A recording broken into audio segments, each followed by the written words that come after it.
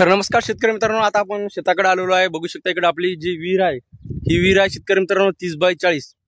तर या विहिरीचं जेव्हा आपण पाणी बघत होतो त्यावेळेस आपण काय केलं होतं की 2-3 जणांकडून काय केलं होतं, पाणी शोधलं होतं। म्हणजे एक तर ऑनलाईन पद्धतीने सुद्धा जे बघू शकता इकडे मी तुम्हाला वरती कॉन्टॅक्ट नंबर देत आहे, दत्ता भोर म्हणून आहेत।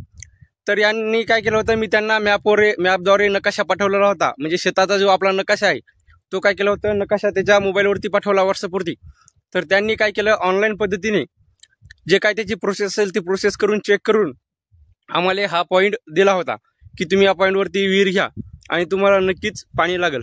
तर शेतकरी मित्रांनो, तुम्ही बघू शकता फुल पाणी आहे आणि उन्हाळ्यामध्ये आपण विहीर खतली होती। तर तुम्ही म्हणसाल दादा आता पावसाळा आहे, पावसाळ्यामध्ये फुल दाखवत आहे तुम्ही।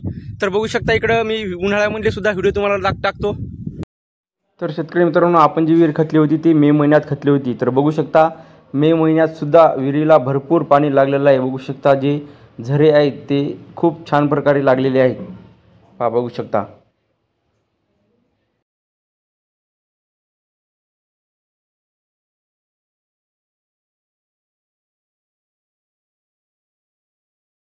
तर भरपूर असं प्रमाणात पाणी लागलं होतं आणि तेवढ्या पाण्यामध्ये आपण भरपूर समाधानी आहे। इकडे जर इथलं शेतकरी मित्रांनो आपण तर 4 ते 5 फुटावर डायरेक्ट काळा दगड आहे। तर मागं बघू शकता पूर्ण काळा दगड आहे, पहा बघू शकता।